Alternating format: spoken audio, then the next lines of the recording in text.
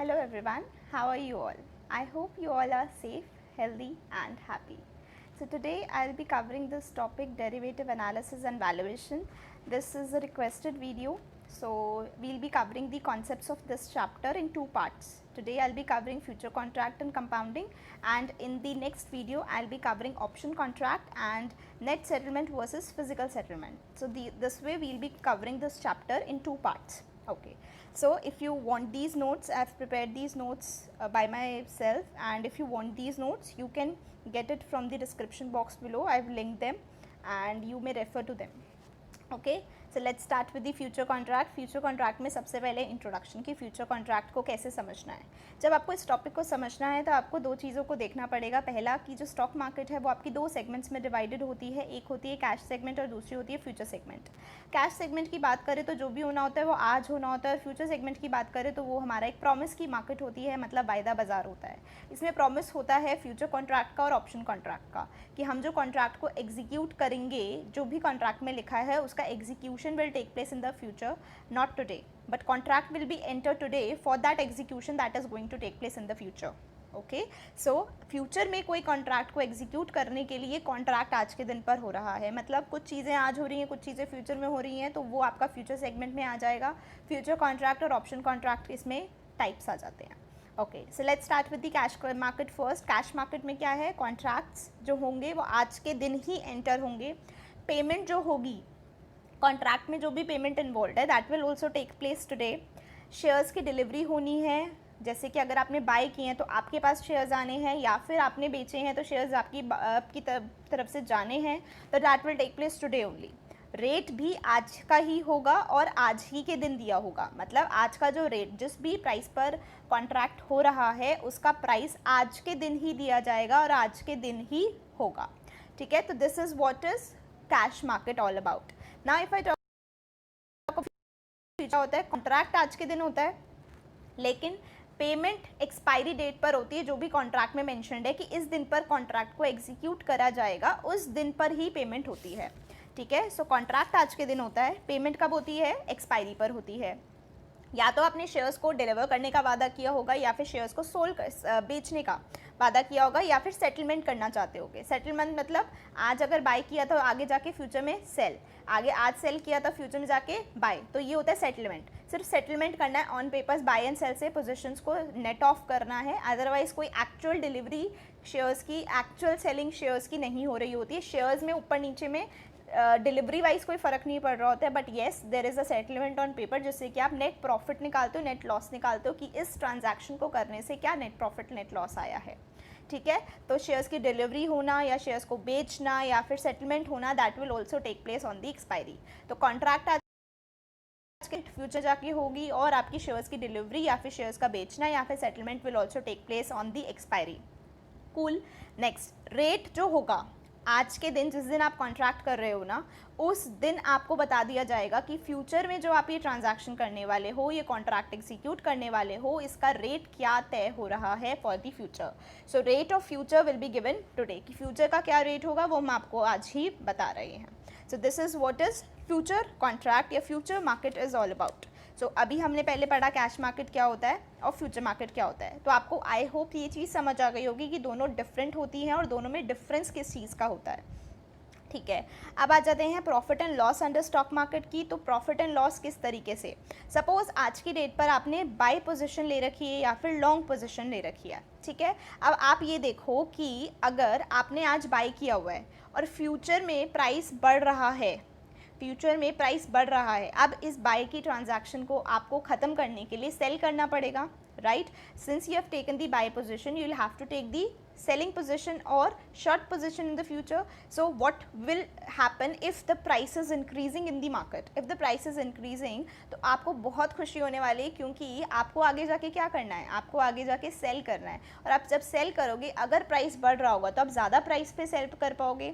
अगर आप ज़्यादा प्राइस पर सेल कर पाओगे तो आपको क्या होगा, प्रॉफिट होगा. सो इसलिए जब भी प्राइस इंक्रीज़ होगा आप बड़े खुश हो जाओगे, और जब भी प्राइस डिक्रीज़ हो रहा होगा तो आप दुखी हो जाओगे. क्यों? क्योंकि आपने तो बाय किया हुआ है 100 रुपये पे, आगे जाके प्राइस कम हो रहा है, 80 रुपये हो रहा है. अब प्राइस 80 रुपये होगा और आपको 80 में बेचना पड़ा, तो आप खुश होगे कि दुखी होगे? ऑब्वियसली बात है, आप दुखी हो जाओगे, क्योंकि प्राइस फॉल कर रहा है और आपको लॉस हो जाएगा.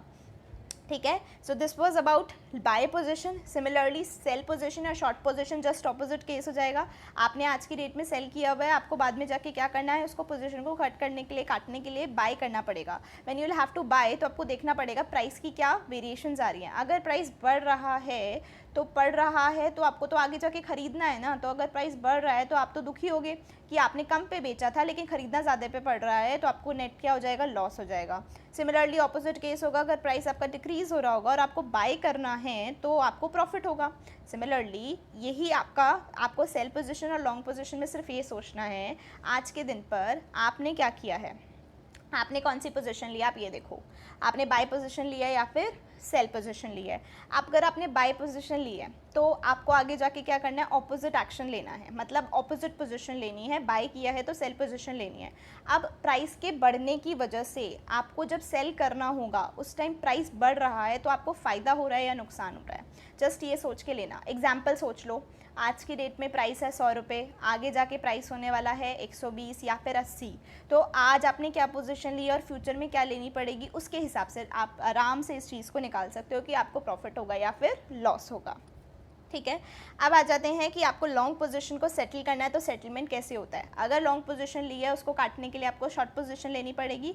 सो बाय या फिर लॉन्ग पोजीशन को सेटल किस तरीके से किया जाता है, सेल करके या फिर शॉर्ट पोजीशन लेकर हम इसको कर सकते हैं। अब सिमिलरली शॉर्ट पोजीशन को सेटल करना है तो शॉर्ट पोजीशन को सेटल कैसे करोगे, बाय पोजीशन या फिर लॉन्ग पोजीशन लेके आप इसको सेटल करोगे। तो दो तरीके की पोजीशंस हो गई मार्केट में जो आपको अभी तक समझ आ गया होगा, which is buy position and the sell position. Sell position को हम शॉर्ट पोजीशन भी बोलते हैं और बाय पोजीशन को हम लॉन्ग पोजीशन भी बोलते हैं। Next, position determination on the basis of expectation. Position कैसे डिटरमाइन करें अपनी एक्सपेक्टेशन के बेसिस पे। एक बात बताओ, एक्सपेक्टेशन क्या हो सकती है। एक एक्सपेक्टेशन ये हो सकती है कि प्राइस फ्यूचर में जाके बढ़ने वाला है। फ्यूचर का मतलब ये भी हो सकता है कि आज सुबह आपने शेयर खरीदा है और आपको दोपहर तक बेचना है, तो दोपहर तक की फ्यूचर ही हो गया ना, सुबह से शाम तक, सुबह से दोपहर। फ्यूचर का मतलब ये मत सोच लेना कि 10 महीने बाद, 5 महीने बाद, 2 दिन बाद, 4 दिन बाद, ऐसा नहीं है। मैं उसी दिन को भी फ्यूचर में बोल सकती हूँ। क्यों, जिस टाइम मैंने ख़रीदा है उससे 1 घंटे बाद भी तो फ्यूचर हो जाता है, उससे 1 घंटे बाद भी तो आगे का टाइम है ना, तो फ्यूचर ही बोलेंगे उसको। ठीक है। सो एक्सपेक्टेशन आपकी फ्यूचर में ये है कि प्राइस बढ़ने वाला है। एक्सपेक्टेशंस आपकी ये हैं, प्राइस फ्यूचर में बढ़ने वाला है, तो आप क्या करोगे आज के दिन पे, आप सोचोगे कि मैं आज बाय कर लेता हूँ कि जब प्राइस बढ़ेगा तो मैं उसको सेल कर लूँगा, क्योंकि मुझे तो ट्रांजैक्शन को नेट करना ही करना है।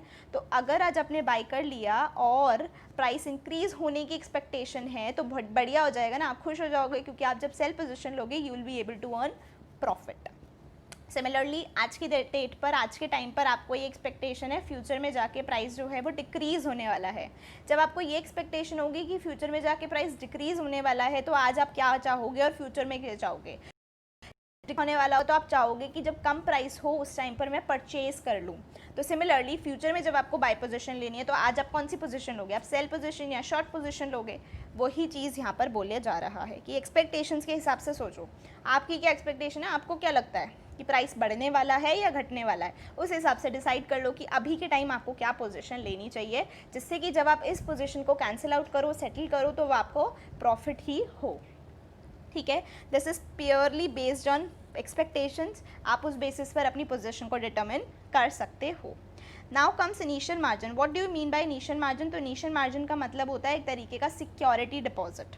जैसे आप सिक्योरिटी डिपॉजिट करते हो, आप कोई घर रेंट पर लेते हो तो आपको वहाँ पर सिक्योरिटी डिपॉजिट कराना पड़ता है। सिमिलरली आपको इनिशियल मार्जिन भी पे करना पड़ता है जब भी आप स्टॉक मार्केट में फ्यूचर कॉन्ट्रैक्ट्स अंडरटेक कर रहे होते हो। सबको क्या पे करना पड़ता है, इनिशियल मार्जिन पे करना पड़ता है। इनिशियल मार्जिन क्या होता है, इनिशियल मार्जिन एक तरीके का सिक्योरिटी डिपॉजिट है जिसको आपको फ्यूचर कॉन्ट्रैक्ट्स में एंटर करने से पहले पे करना होता है, इतना इनिशियल मार्जिन। क्योंकि देखो जो पेमेंट होने वाली है फ्यूचर कॉन्ट्रैक्ट्स में वो फ्यूचर में होगी, मतलब एक्सपायरी पर होगी, राइट। तो उस केस में फ्यूचर में जब होने वाली है पेमेंट तो उसमें कुछ ना कुछ फ्लक्चुएशंस आ सकती हैं। आपका प्रॉफिट एंड लॉस आज की डेट पर डिटर्मिन नहीं किया जा सकता इस बेसिस पर कि आज आपको क्या लग रहा है प्राइस क्या होगा। इसीलिए कुछ इनिशियल मार्जिन को डिपॉजिट किया जाता है as a security deposit. It is neither profit nor an expense nor loss, क्योंकि ये ना ही आपका प्रॉफिट होता है, ना ही एक्सपेंस होता है, ना ही लॉस होता है। एक बात बताओ, आप कोई भी सिक्योरिटी डिपॉजिट कराते हो बैंक में, क्या वो आपका लॉस वगैरह हो जाता है क्या, लॉस एक्सपेंस प्रॉफिट, नहीं ना। तो सिमिलरली यहाँ पर भी नहीं होता इनिशियल मार्जिन, वो जस्ट एक रिस्क को कवर करने के लिए होता है कि कल को कुछ ऐसी बात हो गई, आप पेमेंट नहीं कर पाए तो जो स्टॉक डीलर्स हैं उनको प्रॉब्लम ना हो, ठीक है, वो इसमें से रिकवरी कर पाएँ उस प्रॉफिट और लॉस की जो उनको हो सकता है। तो initial margin just safety margin की तरह होता है जिसको डिपॉजिट करवाती है, सिक्योरिटी डिपॉजिट की तरह कराया जाता है। अब बात आती है mark to market margin. Mark to market margin का मतलब क्या होता है, अगर आपका कोई बैठ के रोज़ प्रॉफिट एंड लॉस अकाउंट बनाए ना तो उसी को हम मार्क टू मार्केट मार्जिन बोलते हैं। मार्क टू मार्क चल रहा है, बिल्कुल मार्क टू मार्केट की मार्केट के हिसाब से डेली टू डेली जो भी पोजीशंस हो रही हैं, जो भी आपकी प्रॉफिट एंड लॉस अकाउंट की सिचुएशन पोजीशन हो रही है उसको दिखाने के लिए एम टू एम मार्ज बोलते हैं, उसको एम टू एम बोलते हैं, M to M margin. So M to M is a type of daily profit and loss account. Clear है यहाँ तक? Okay, so let's move on to the maintenance margin or when additional amount is required to be deposited. अब हमने पढ़ा initial margin, अब हम पढ़ने वाले हैं मेंटेनेंस मार्जिन। मेंटेनेंस मार्जिन का क्या मतलब होता है कि इनिशियल मार्जिन के अंदर भी एक मेंटेनेंस मार्जिन बना देते हैं कि इनिशियल मार्जिन से कम होते होते जो मेंटेनेंस मार्जिन तक आ गया उसके नीचे तो आपको जाना अलाउड नहीं है, वो एक तरीके की आपकी लिमिट है, इससे बियॉन्ड आप नीचे नहीं जा सकते, ये एक तरीके की आपकी डेडलाइन है, इसके नीचे तो आप नहीं जा सकते, एक तरीके की खतरे की घंटी है कि इससे नीचे जाना अलाउड नहीं है, इतना हो गया तो आपको वापस से एडिशनल अमाउंट जमा करवाना पड़ेगा, डिपॉजिट कराना पड़ेगा। अब एडिशनल अमाउंट कितना जमा करवाना पड़ेगा, तो क्योंकि मेंटेनेंस अमाउंट पर आप अपना अमाउंट जमा करवा रहे हो, एक्सेस अमाउंट जमा करवा रहे हो, तो आपको इसको फिल करवाना पड़ेगा, डिपॉजिट करवाना पड़ेगा up to the initial margin. For example, your initial margin is 100 and your maintenance margin is 50. I'm just taking an example for this. अगर आपका initial margin है 100 और आपका maintenance margin है 50, आपका धीरे धीरे धीरे धीरे करके 60 हो गया, ठीक है, बैलेंस। तो अब आपकी 50 के बाद तो जब आप डिपॉजिट करवाओगे एडिशनल अमाउंट तो दैट शुड बी एटलीस्ट ₹40, मतलब इनिशियल मार्जिन तक तो आपको करवाना पड़ेगा। आप ये नहीं कह सकते कि अभी मेरा 50 हुआ है तो ठीक है, मेंटेनेंस मार्जिन में जाने से अभी जस्ट मैं पहुंचने वाला था मेंटेनेंस मार्जिन में तो ठीक है मैं 10 ऐड करवा देता हूँ तो मेरे पास अभी भी एक्सेस हो जाएगा फ्रॉम दी मेंटेनेंस मार्जिन। नहीं, आप जब भी एडिशनल अमाउंट डिपॉजिट करवाओगे बिकॉज कि आपका मेंटेनेंस मार्जिन की जो लिमिट है वो ख़त्म होने वाली है, आप उससे नीचे जाने वाले हो, तो आपको कितना अमाउंट जमा करवाना पड़ेगा, उतना ही जितने से आप इनिशियल मार्जिन को मीटअप कर पाओगे, ठीक है। सो अगर 50 है और 100 आपका इनिशियल मार्जिन है, 50 आपका मेंटेनेंस मार्जिन है, तो आपको 50 ही करवाना पड़ेगा। आप ये नहीं कह सकते कि मैं अभी 40 करवा देता हूँ, नो, आपको पूरा एडिशनल अमाउंट डिपॉजिट कराना पड़ेगा। So maintenance margin is a limit और deadline below which are initial margin amount should not fall. In any day, if in any day our balance of initial margin amount falls below the maintenance margin, we have to bring back our balance to the original initial margin amount. ठीक है, next. Rule of withdrawing. So any amount over and above the initial margin amount can be withdrawn before the contract expires. So contract expire होने से पहले आप क्या कर सकते हो, देखो आपने इनिशियल मार्जिन था 100, आपके अभी भी जो है अकाउंट में पड़ रहे बचे थे 120, 130, 140, तो जो 100 के ऊपर वाले हैं ना, एक्सेस वाले हैं, वो आप उसको विड्रॉ कर सकते हो। ये प्रैक्टिकल पर्पस के लिए ठीक है, बट क्वेश्चंस में आप अपनी मर्जी से मत करना कि आप विड्रॉ कर रहे हो क्योंकि इनिशियल मार्जिन से ज़्यादा अमाउंट है, नहीं। क्वेश्चन में मेंशन हो कि इनिशियल मार्जिन से ज़्यादा का अमाउंट है और हम उसको विड्रॉ करना चाह रहे हैं, तो आप उसको विड्रॉ करते हुए दिखाना, अदरवाइज उसको मत अप्लाई करना while solving the questions for the exam purpose, ठीक है। सो प्रैक्टिकली आपको पता होना चाहिए कि इनिशियल मार्जिन से ऊपर जो भी अमाउंट होता है आप उसको विड्रॉ कर सकते हो, ठीक है। So this was about the future contract. Future contract हमारा कवर हो गया है। अब जो हम नेक्स्ट टॉपिक पढ़ने वाले हैं कंपाउंडिंग। फ्यूचर कॉन्ट्रैक्ट हमने बड़ा शॉर्ट में पढ़ा है, अब हम जो कंपाउंडिंग पढ़ने वाले हैं ये काफ़ी आपका अच्छा बड़ा रहेगा टॉपिक, तो इसमें please do concentrate. I hope आपने पहले भी कॉन्सेंट्रेट किया होगा, बट इसमें भी आप अच्छे से कॉन्सेंट्रेट करना क्योंकि काफ़ी सारे इसमें कॉन्सेप्ट्स आएंगे, ठीक है। So let's start with it. When interest rate is compounded annually, जिसको कंपाउंडिंग वगैरह इजीली आती होगी उनको शायद इसमें प्रॉब्लम ना हो, but still if you have any doubts तो आप इसको ज़रूर देखो और ज़रूर समझने की कोशिश करना। Still you are left with any doubt, do let me know about it. I try my best कि आपको मैं फिर से किसी और तरीके से एक्सप्लेन कर पाऊँ, ठीक है। तो अभी हम पहले पढ़ते हैं कैसे करना है कंपाउंडिंग, कब कब का पीरियड है तो कैसे करना है, ठीक है।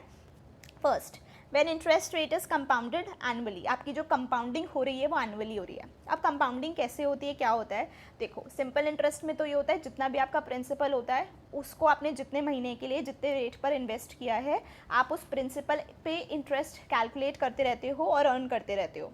बट कंपाउंडिंग सेज व्हाट, कि कंपाउंडिंग में होता है जो आपका प्रिंसिपल है, प्रिंसिपल इंटरेस्ट कमा रहे हो ना, उनको ऐड करके फिर जब नेक्स्ट टाइम आप उसको इन्वेस्ट करते हो तो उस पर आपको इंटरेस्ट मिलता है। मतलब प्रिंसिपल पे नहीं बल्कि इंटरेस्ट अमाउंट पर भी आपको इंटरेस्ट मिलता रहता है if you are not withdrawing it, if you are just accruing it to the next period. For example मैंने 100 रुपये लगाए, ठीक है, 100 रुपये पे 10% का रेट ऑफ इंटरेस्ट था, मैंने 2 साल के लिए लगाए। तो मैंने जब 2 साल के लिए लगाए तो 100 रुपये पर एक साल के अंदर मुझे 10% इंटरेस्ट मिलना था। तो 100 रुपये पर 10% इंटरेस्ट हो गया 10 रुपये। सो नेक्स्ट सेकेंड ईयर के लिए जब वो पैसा इन्वेस्ट होगा तो मुझे 100 रुपये पे नहीं मिलेगा इंटरेस्ट, बल्कि मुझे 100 प्लस 10 रुपये के इंटरेस्ट पर इंटरेस्ट मिलेगा।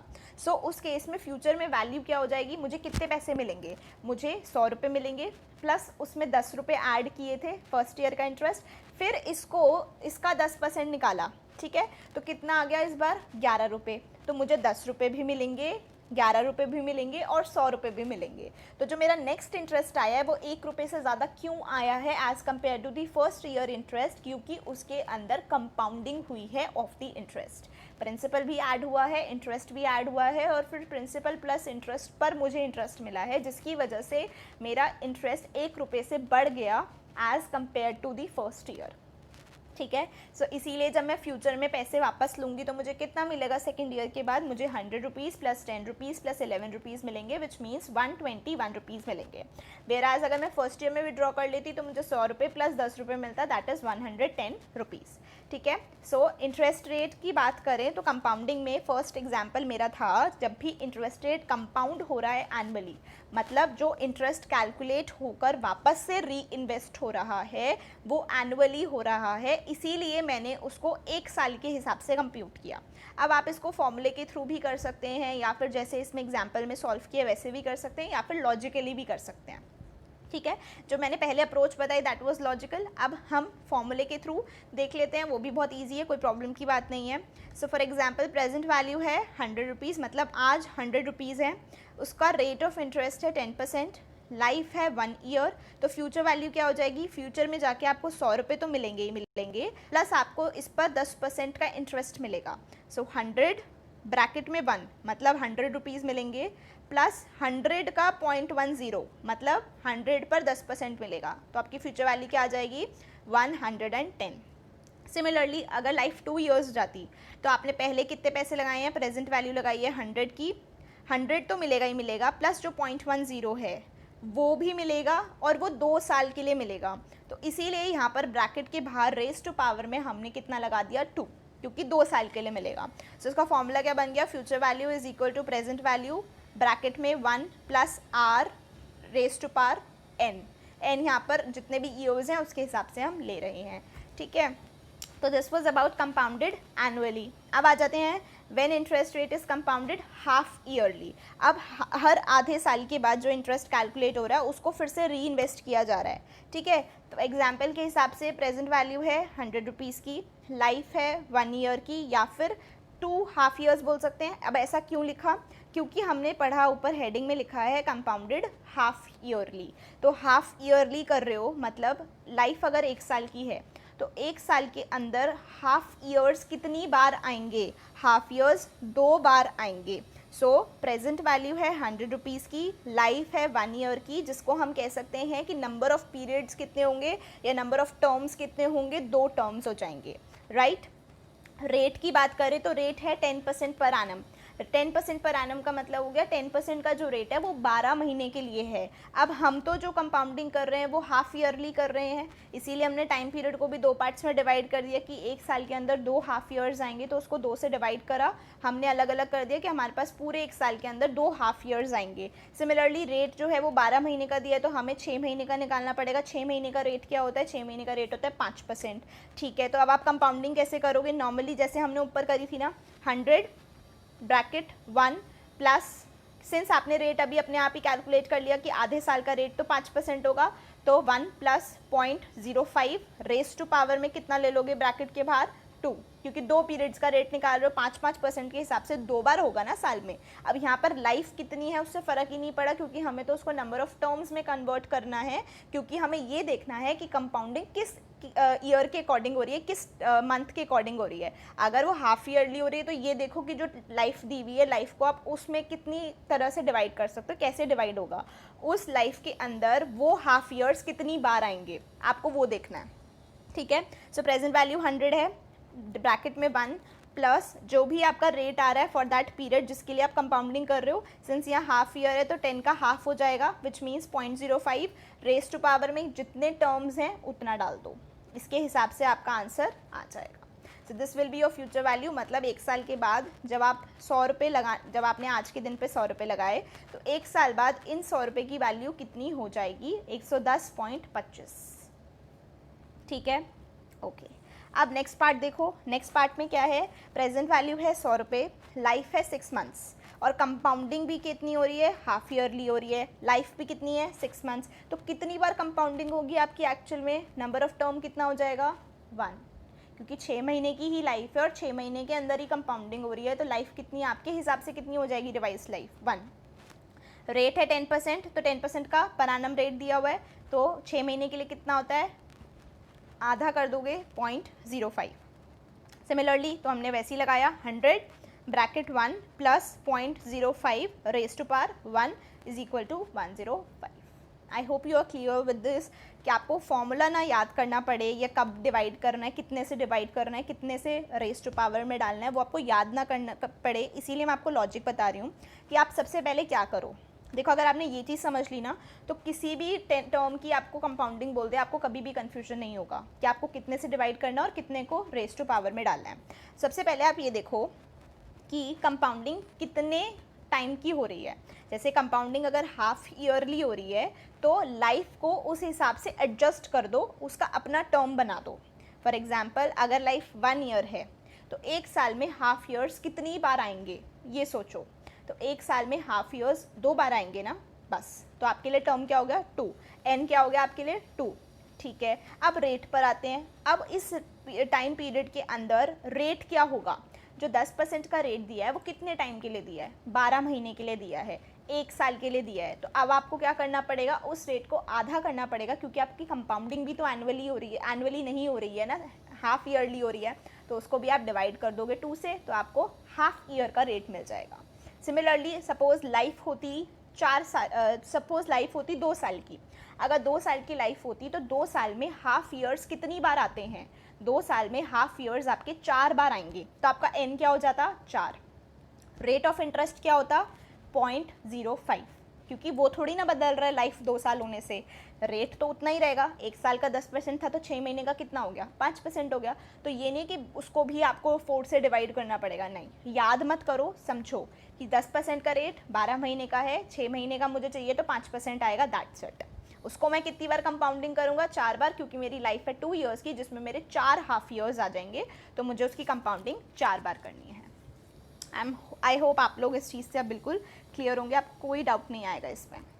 Next, when interest rate is compounded quarterly, अब क्वार्टरली हो रहा है, अब इसी के ना कंपाउंडिंग में आप देखोगे वेरियस एग्जांपल्स बन जाएंगे, इतना हो रहा है, इतना हो रहा है, इतना हो रहा है। अगर आपको इसका कॉन्सेप्ट समझ आ गया कि किस तरीके से अप्लाई करना है, क्या कर रहे हैं बेसिकली, तो आपको ये कुछ भी याद करने की ज़रूरत नहीं पड़ेगी। For example if we have the compounding annually नहीं quarterly, if we have the compounding quarterly करनी है, मतलब 1 साल में कितनी बार क्वार्टर्स आएंगे, तो 1 साल के अंदर 4 क्वार्टर होते हैं, ठीक है, 4 क्वार्टर होते हैं, तो जो भी आपका लाइफ दिया होगा उसको आपको उस हिसाब से देखना पड़ेगा कि आपका एन कितना बनेगा, 4 टाइम्स बन जाएगा। फॉर एग्जाम्पल लाइफ अगर 1 ईयर है, 1 ईयर के अंदर कितने क्वार्टर्स आते हैं, 4 क्वार्टर्स आते हैं, तो आपके लिए एन कितना हो गया, N is equal to 4। Rate की बात करते हैं, रेट दिया हुआ है 12% per annum, 12% per annum is for the whole year which means for 12 months. आपको तो 3-3 महीने के लिए निकालना है ना, आपको तो 3-3 महीने के लिए निकालना है, मतलब 12% का रेट 4 क्वार्टर के लिए है। आपको एक क्वार्टर का निकालना है, तो कितना हो जाएगा 0.03%, 0.03, 0.03, 0.03, 0.03 ऐड करके कितना आ रहा है 12 आ रहा है ना, मतलब हर एक क्वार्टर का डेट कितना है 0.03। ठीक है, तो एग्जाम्पल में लाइफ अगर 6 मंथ हो जाती, 6 मंथ्स की बात करें तो 6 मंथ्स में कितने क्वार्टर्स आते हैं, 2 क्वार्टर्स आते हैं। तो इस केस में रेट तो आपका कितना रहेगा, रेट तो आपका वही नॉर्मल रहेगा 0.03, क्योंकि हर एक क्वार्टर का रेट तो 0.03 है, लेकिन इस केस में आपका एन बदल जाएगा क्योंकि इसमें लाइफ 6 मंथ्स की है, तो 6 मंथ्स में 2 क्वार्टर्स आएंगे, तो similarly your N would be 2। I hope you are clear with this as well. Next, when interest is compounded monthly. अब मंथली कंपाउंडिंग हो रही है, इसका मतलब क्या होगा, हर महीने आपको देखना पड़ेगा कितने महीने आ रहे हैं उस पूरी लाइफ के अंदर। For example the life is 1 year, if the life is 1 year how many months will be there in a year, 12। So आपको 12 मिल गया आपका एन। अब बात करते हैं आर की, तो आर आपको दिया है 12% per annum. Monthly interest rate कितना हो जाएगा 1%, so 1% would be your rate of interest and n would be your 12। Similarly life 6 महीने हो जाती तो आपका एन कितना हो जाता, 6 हो जाता, क्योंकि 6 महीने के अंदर 6 ही महीने होंगे, मंथली कंपाउंडिंग हो रही है, 6 मंथ्स होते हैं, तो n is equal to 6। R की बात करें तो आर तो आपका सेम है ना, 12% का रेट ऑफ इंटरेस्ट, 12 महीने का है, तो हमें तो 1 महीने का चाहिए, 1 महीने का कितना है 0.01। ठीक है, तो मुझे लग रहा है कि अभी ये बिल्कुल क्लियर हो गया होगा, आपको इन एग्जाम्पल से कोई प्रॉब्लम नहीं आएगी। नेक्स्ट अगर मैं बात करूँ when interest rate is compounded daily. अच्छा, इंटरेस्ट रेट कंपाउंड हो डेली, उससे पहले मैं आपको बता दूं कि जितनी ज़्यादा कंपाउंडिंग होगी उतनी ज़्यादा फ्यूचर वैल्यू होगी। क्यों, उतनी बार आपका प्रिंसिपल प्लस उसका इंटरेस्ट बार बार इन्वेस्ट होगा। जितनी बार प्रिंसिपल प्लस इंटरेस्ट इन्वेस्ट होता जाएगा, तो ऑब्वियस ही बात है जिस चीज़ को आप इन्वेस्ट कर रहे हो वो बार बार बढ़ती जा रही है और उसके ऊपर फिर आपको और इंटरेस्ट मिल रहा है, इंटरेस्ट के ऊपर इंटरेस्ट, इंटरेस्ट के ऊपर इंटरेस्ट। तो जितनी ज़्यादा कंपाउंडिंग करोगे उतना ज़्यादा आपका फ्यूचर वैल्यू होगा, उतना ज़्यादा आपको पैसे बाद में फ्यूचर में मिलेंगे। सो ये आपको ऑब्वियसली बात है क्लियर भी होगा, ये बिल्कुल कॉन्सेप्चुअल चीज़ थी कि जितनी ज़्यादा बार आप कंपाउंडिंग करोगे उतनी ज़्यादा आपकी फ्यूचर वैल्यू आएगी। अच्छा, बात आती है, हमने पढ़ लिया ईयरली कंपाउंडिंग, सेमी एनुअली मतलब या फिर हाफ ईयरली कह लो उसको, या फिर हमने पढ़ लिया क्वार्टरली कंपाउंडिंग, मंथली कंपाउंडिंग। अब बात आती है कि अगर कंपाउंडिंग डेली बेसिस पर हो रही है, अगर डेली बेसिस पर कंपाउंडिंग हो रही है तो कैसे निकालोगे। तो ये जो कंपाउंडिंग डेली बेसिस पर होती है ये जनरली इंटरनेशनल बैंक्स के केस में होता है, जहाँ पर वो कंपाउंडिंग इंटरेस्ट रेट देते हैं ऑन अ डेली बेसिस। ठीक है, तो हर दिन का जो बैलेंस प्लस इंटरेस्ट होता है ना, उसको फिर से कैलकुलेट करते हैं, कंपाउंड करते रहते हैं, तो वहाँ पर इस तरीके से होता है। इंडिया में नहीं होता ऐसा, इंटरनेशनल बैंक्स करते हैं। एग्जाम्पल की बात करते हैं, अगर सपोज मेरी प्रेजेंट वैल्यू 100 रुपीज़ की है, rate of return, rate of interest 12% per annum का है, लाइफ है 1 साल, 1 साल में ये बताओ हर दिन कितने आएंगे, हर रोज़ कंपाउंडिंग हो रही है तो नंबर ऑफ डेज कितने आएंगे, 365 या 366 which ever is the year, तो उस हिसाब से 365 एन हो गया मेरा। और मैं रेट की बात करूँ तो रेट मेरे को 365 डेज़ का दिया है और मुझे तो 1 दिन का चाहिए, तो इस हिसाब से मेरे को रेट को भी 365 से डिवाइड करना पड़ेगा और मुझे एन को 365 से मल्टीप्लाई करना पड़ेगा। मल्टीप्लाई करा तो एन मेरा 365 ही आएगा क्योंकि 1 साल की लाइफ है, तो n is equal to 365 and the rate is equal to 0.12 divided by 365। Similarly life 6 months की है, अब लाइफ अगर 6 मंथ्स की है तो मेरा एन क्या हो जाएगा, 6 महीने में कितने दिन होते हैं, 365 डिवाइडेड बाई 2 मेरा एन आ जाएगा। और मैं रेट की बात करूँ तो रेट तो वही रहेगा क्योंकि हर दिन का रेट कितना होगा 12% डिवाइडेड बाय 365। ठीक है, अब हमने एनुअली पढ़ लिया, हाफ ईयरली पढ़ लिया, क्वार्टरली पढ़ लिया, मंथली पढ़ लिया, डेली भी पढ़ लिया, पर अभी भी नहीं रुके हैं। अब इन्होंने कहा कंटिन्यूसली हो रही है, हर एक मोमेंट पे हो रही है, हर मिनट पे आपकी कंपाउंडिंग हो रही है। अगर ऐसा हो रहा है तो इस केस में इसको कैलकुलेट करना क्या पॉसिबल है, नहीं है। तो आपका इन्फिनिटी हो गया, आर भी आपका इन्फिनिटी से डिवाइड हो जाएगा और नंबर ऑफ पीरियड्स या नंबर ऑफ टर्म्स भी आपका इन्फिनिटी से मल्टीप्लाई होगा। तो इसीलिए future value is equal to present value bracket 1 plus R divide by infinity bracket close raise to power infinity. ठीक है, अब इसको कैलकुलेट करने के 2 तरीके हैं। क्या 2 तरीके हैं, पहला लिमिट टेंड्स टू इन्फिनिटी। अगर आपके पास क्लास 11 12th में मैथ्स था तो उस केस में आपको पता होगा लिमिट्स टेंड्स टू इन्फिनिटी का मतलब क्या होता है और वो चैप्टर आपने पढ़ा हुआ होगा। या फिर इसका दूसरा मेथड है एक्सपोनेंट वाला, अगर आपने 11-12 में मैथ्स नहीं ली थी तो भी कोई दिक्कत नहीं है, ली थी तो भी कोई दिक्कत नहीं, क्योंकि वो फ़ायदा ही नहीं है, उसको ज़रूरी नहीं है कि आप उसी तरीके से निकालो। बेस्ट है एक्सपोनेंशियल फॉर्मूले से निकालो, it is a easier method, ठीक है, एंड ये सबको ईजिली आ भी जाएगा। सो इक्वेशन को सॉल्व करने के लिए सबसे पहले एक्सपोनेंशियल पार्ट से अगर मैं देखूँ तो हमने क्या किया, future value is equal to present value into e raise to power are T, rate और टाइम को मल्टीप्लाई किया ई रेज टू पावर में रख के, ठीक है। तो future value is equal to present value into e raise to power are T. अब प्रेजेंट वैल्यू निकालनी है तो आप इधर उधर शिफ्टिंग करके आराम से निकाल सकते हो, future value upon E R T हो जाएगा। सिमिलरली ई आर टी अगर डिनोमिनेटर में है उसको आपको न्यूमरेटर में लाना होता है, तो e raise to power minus r t कर दोगे तो वो न्यूमरेटर में आ जाएगा। ये सब आपने ऑलरेडी पढ़ा हुआ होगा, ये बहुत बेसिक्स हैं, ये हमने 11-12 में नहीं, ये हमने बहुत बेसिक 7th-8th में ही पढ़ लिए होते हैं, हमें पता होता है कि एक्सपोनेंट्स को कैसे डील करते हैं। तो वही चीज़ यहाँ पर लिखा हुआ है कि फ्यूचर वैल्यू, आप सिर्फ एक याद रखो, बाकी सब आप खुद निकाल सकते हो, आप सिर्फ एक याद रखो, क्या, future value is equal to present value into e raise to power are T. ये कब होगा, जब कंपाउंडिंग आपकी कंटिन्यूसली हो रही है, कंटिन्यूसली, ठीक है। चलो अब आर क्या है इसमें, हमें सबको पता है, rate of interest per annum वाला रेट है इसमें।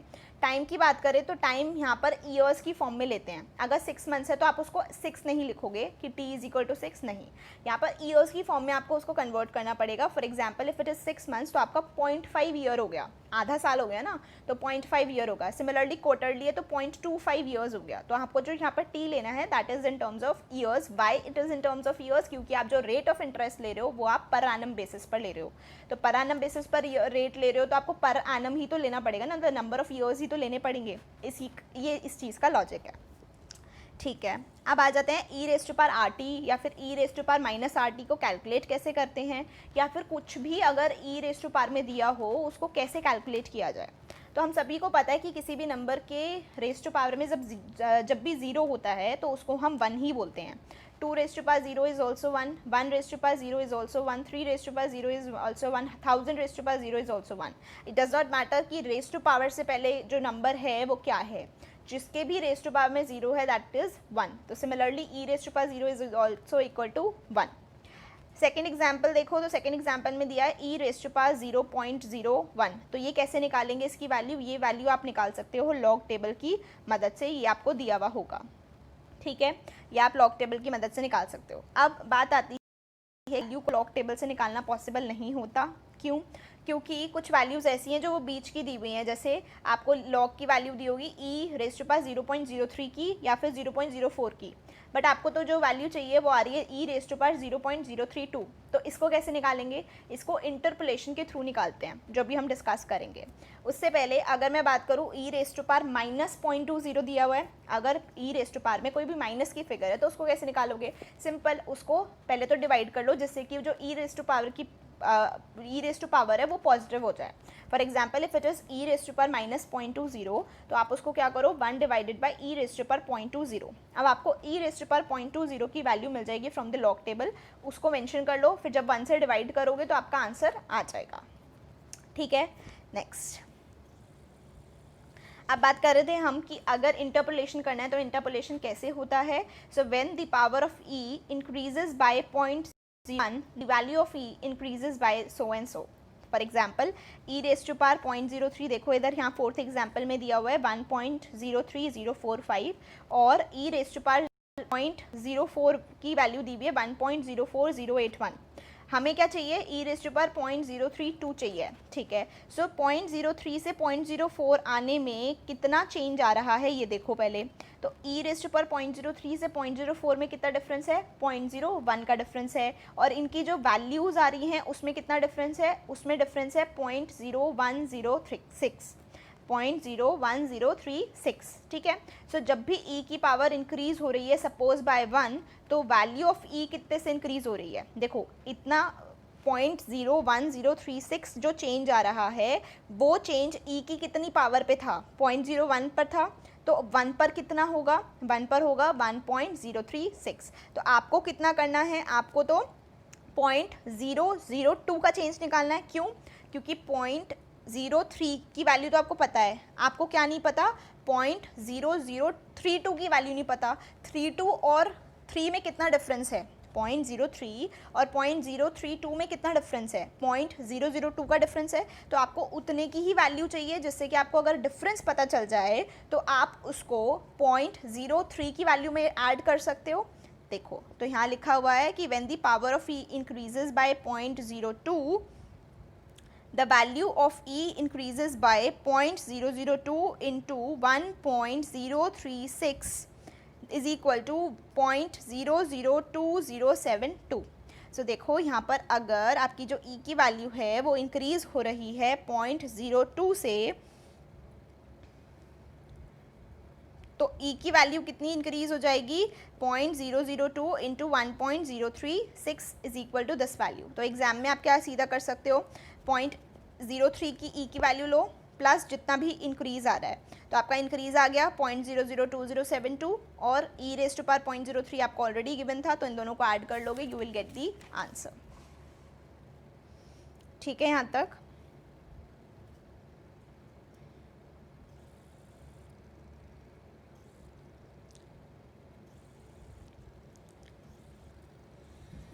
Next E raise to power 0.335। अब इसमें एक शॉर्टकट ट्रिक है। क्या शॉर्टकट ट्रिक है, देखो अगर आपको फिगर निकालनी है किसकी, वैल्यू निकालनी है किसकी, E रेज़ टू पावर 0.335, मतलब जो थर्ड डिजिट है दैट इज़ मल्टीपल ऑफ 5 या फिर 5। ठीक है, तो इसका मतलब क्या है कि अगर मैं ऊपर वाली फिगर नीचे वाली फिगर का एवरेज करूंगी तो मेरी बीच वाली फिगर आ जाएगी, right. For example E raise to power 0.33 plus E raise to power 0.34, 33 plus 34 का एवरेज करना, 33 प्लस 34 का एवरेज कितना आएगा, 335 आएगा, मतलब 33.5 आएगा। तो अगर हम उसको डेसिमल्स में देखेंगे तो हमारे पास E रेज़ टू पावर 0.335 आ जाएगा।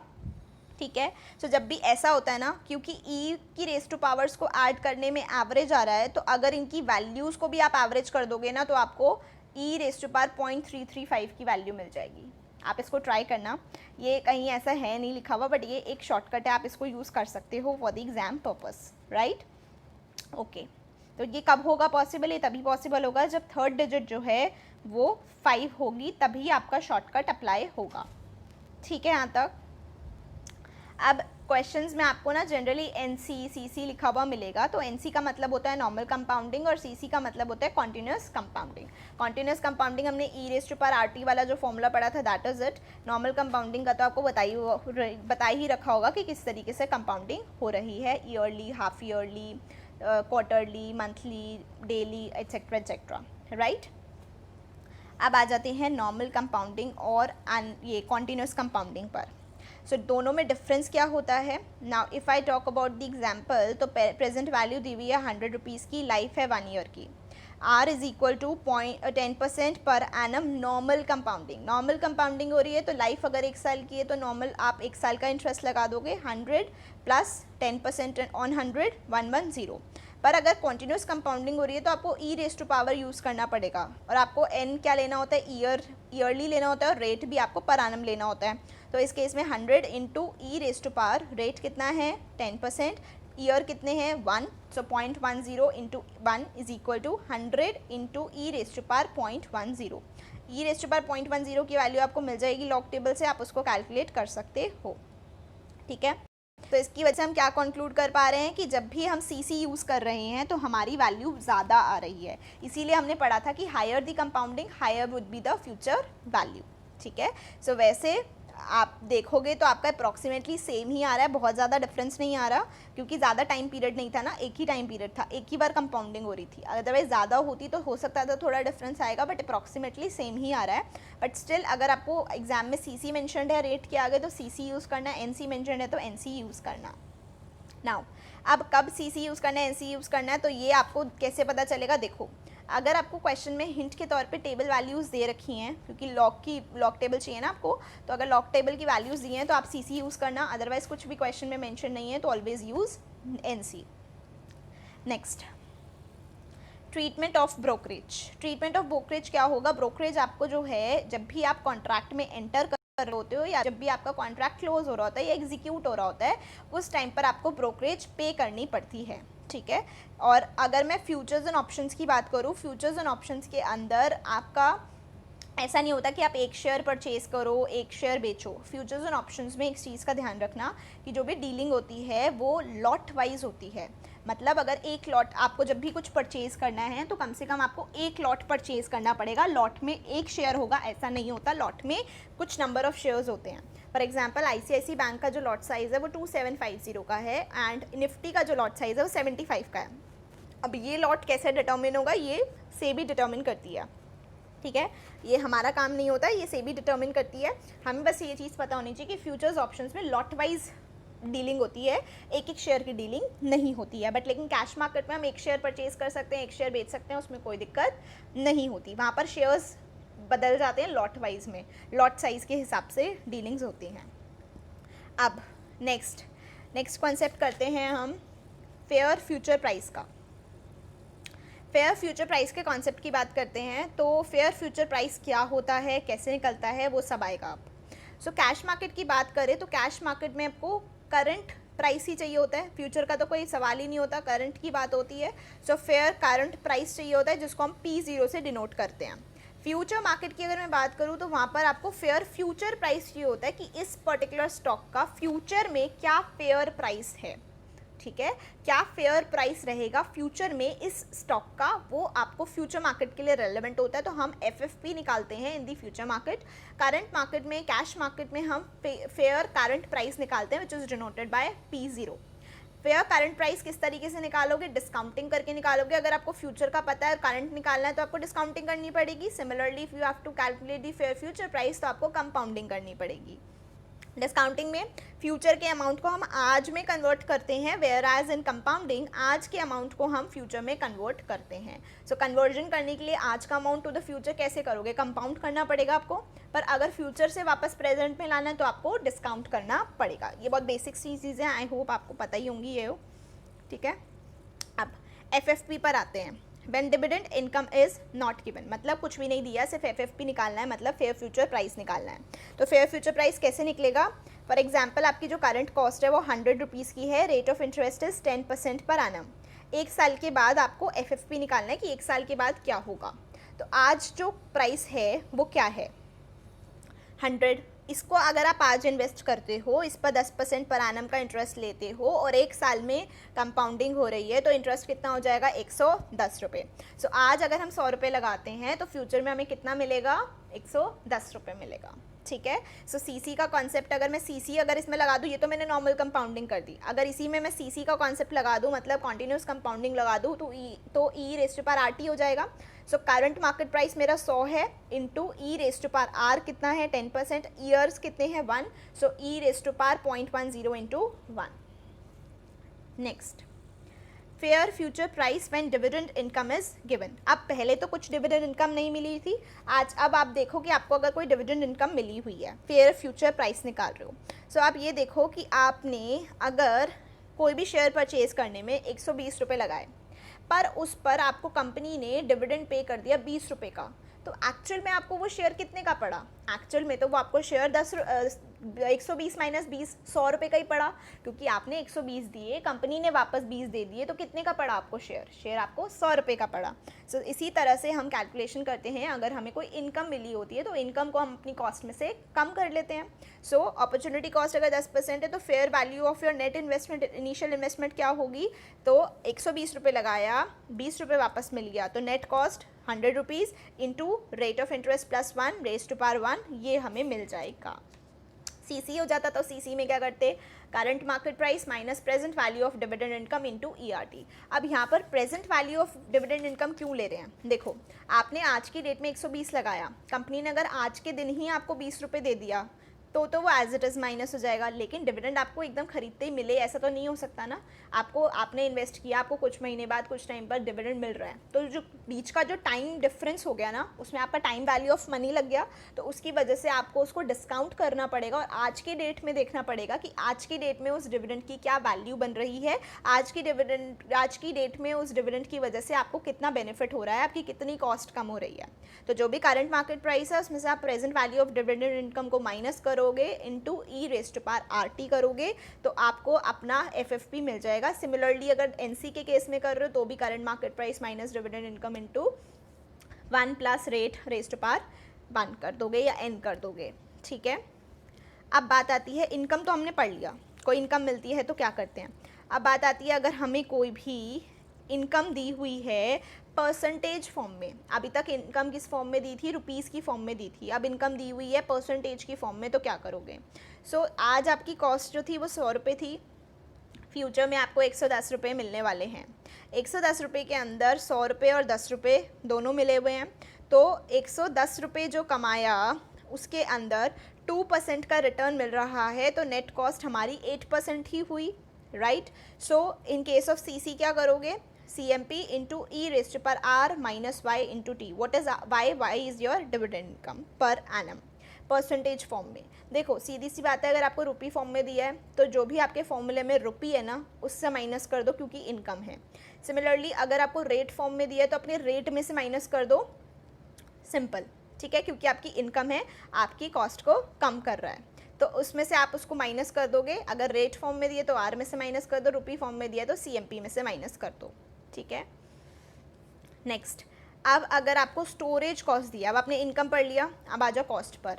अगर आपको स्टोरेज कॉस्ट दी हुई है क्वेश्चन में, तो कॉस्ट होने से क्या होता है, कॉस्ट बढ़ जाएगी, CMP बढ़ जाएगा। तो जैसे इनकम से माइनस, इनकम की वजह से माइनस हो रहा था, तो कॉस्ट की वजह से प्लस हो जाएगा। सो स्टोरेज कॉस्ट वैसे किस में लगेगी, देखो शेयर्स के केस में नहीं लगती, वैसे अगर आपने कमोडिटी डेरिवेटिव लिया होता है, कमोडिटी डेरिवेटिव लेते हो तो कमोडिटी डेरिवेटिव के केस में आपकी स्टोरेज कॉस्ट एप्लीकेबल होती है।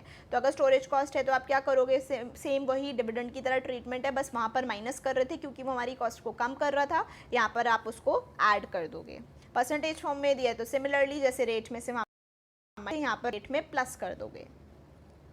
अब कन्वीनियंस यील्ड की बात करते हैं। कन्वीनियंस यील्ड क्या होता है, इक्विटी के केस में जो इनकम पर परसेंटेज आती है ना उसको हम डिविडेंड बोलते हैं। लेकिन अगर आपको कमोडिटी डेरिवेटिव की बात करोगे तो कमोडिटी डेरिवेटिव के केस में डिविडेंड इनकम नहीं बोलते, कन्वीनियंस यील्ड बोलते हैं।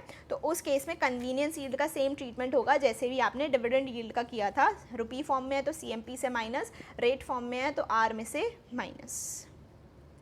अब ये चार्ट है समझने के लिए, अभी तो हमने इतना सारा पढ़ा समझा, बट आप जब लास्ट मोमेंट पे रिवीजन कर रहे होगे तो आपको सिर्फ इन शॉर्ट ये चार्ट देखना पड़ेगा FFP अंडरस्टैंडिंग का, जो कि क्या है, FFP या तो इनकम फॉर्म, इनकम FFP के अंदर इनकम का ट्रीटमेंट, अगर इनकम गिवन है, कॉस्ट का ट्रीटमेंट अगर कॉस्ट गिवन है। इनकम गिवन है, इनकम दो तरीके से गिवन हो सकती है, या तो रुपी फॉर्मेट में या फिर परसेंटेज फॉर्मेट में। सिमिलरली कॉस्ट की बात करें तो कॉस्ट रुपी फॉर्मेट में गिवन हो सकता है या परसेंटेज फॉर्मेट में गिवन हो सकता है। इनकम होगी तो आपकी कॉस्ट कम हो जाएगी, इसीलिए आप CMP में से रुपी माइनस कर दोगे जितनी भी इनकम हो रही है। अगर परसेंटेज फॉर्मेट में है तो रेट में से परसेंटेज को माइनस कर दोगे।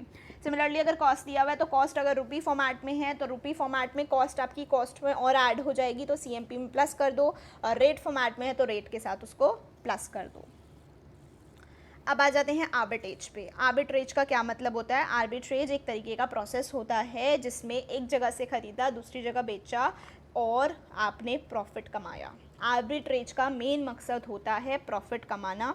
ये बिल्कुल रिस्क फ्री होता है और इसमें दो पोजीशंस ली जाती हैं हमेशा, एक जगह बाई किया जाता है तो दूसरी जगह सेल किया जाता है, एक जगह सेल किया तो दूसरी जगह बाई किया जाता है। दो पोजीशंस डिफरेंट मार्केट्स में ली और उसकी वजह से हमेशा प्रॉफिट कमाया।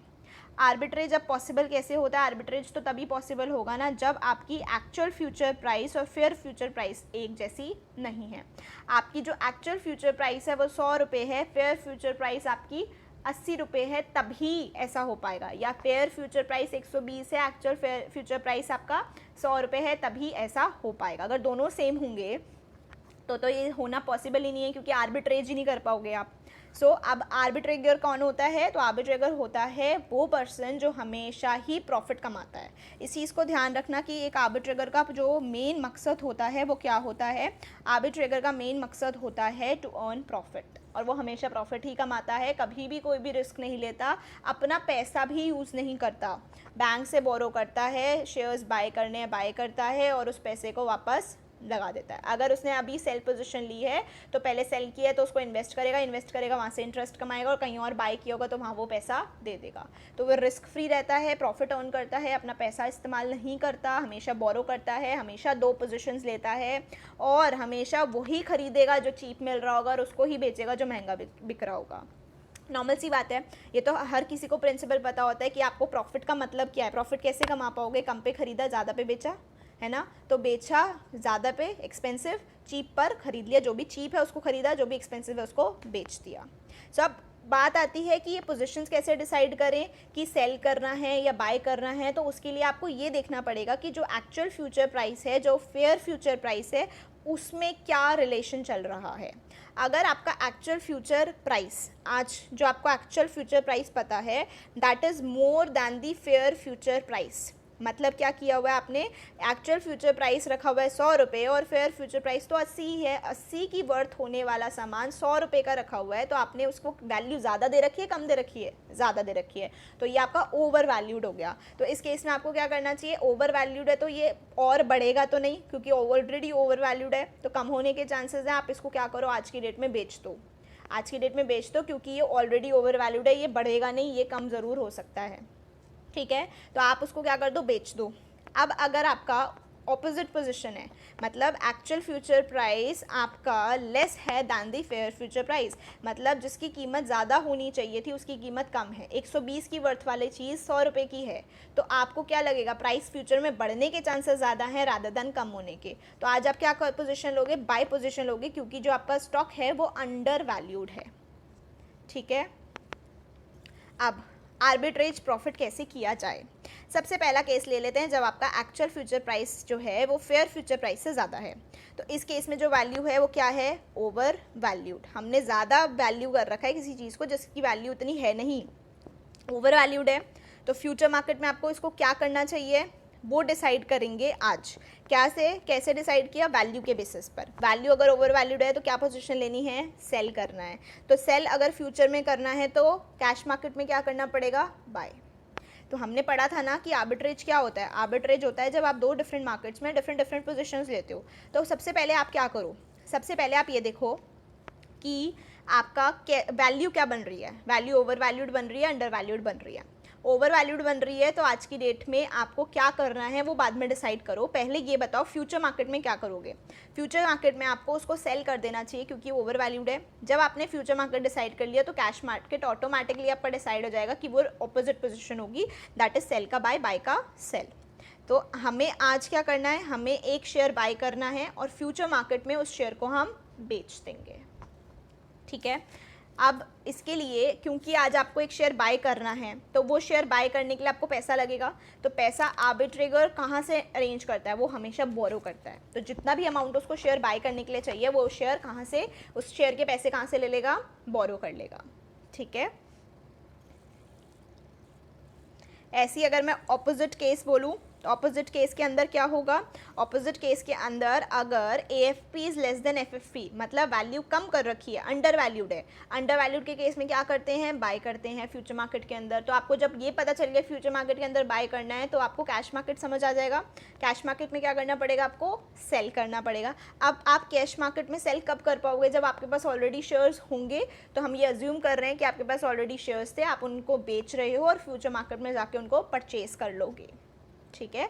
सो अब जो आप आज की मार्केट में, कैश की मार्केट में आज के दिन अगर आप कुछ बेच रहे हो तो आपको क्या मिलेगा, पैसा मिलेगा। उस पैसे को आप क्या कर दोगे, इन्वेस्ट कर दोगे। तो मैंने जैसे बताया था अगर आप आज की मार्केट में बाय कर रहे हो तो आप बोरो करके बाय करोगे, और अगर आप सेल कर रहे हो तो उस अमाउंट को आप इन्वेस्ट कर दोगे, ठीक है।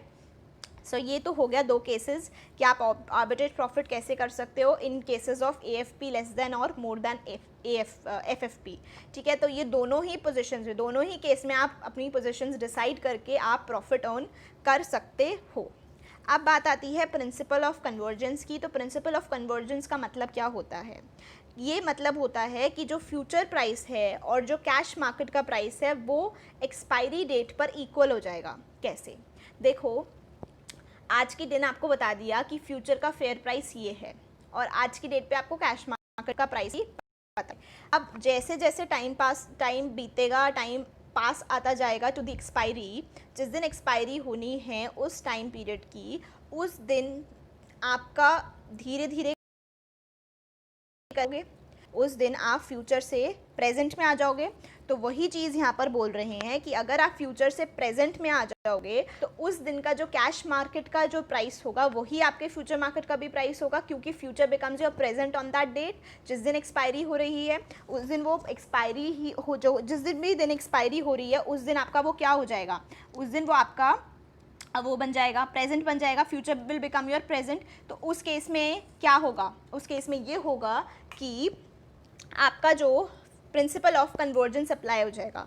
ये तो था लॉजिकली, ठीक है। जैसे ग्राफ के थ्रू आप समझ सकते हो कि 195 का प्राइस है फ्यूचर का और कैश मार्केट का प्राइस चल रहा है 180, ठीक है। जैसे जैसे चलेगा टाइम बीतेगा बीतेगा बीतेगा धीरे धीरे करके वो एक ही पॉइंट पर आ जाएंगे, क्योंकि future will become your present. उसी दिन फ्यूचर डेट तो वही हो जाएगी ना। सपोज 22 ऑफ फेब्रुवरी का आपका फ्यूचर एक्सपायरी कॉन्ट्रैक्ट की डेट है, ठीक है। तो 22 फेब को उस दिन आप क्या बोलोगे कि कैश मार्केट का रेट भी वही है और फ्यूचर प्राइस भी सेम है, क्योंकि future is becoming your present. ये हो गया हमारा लॉजिकल प्रूफ। अब हम बात करते हैं फॉर्मूले बेसिस पर।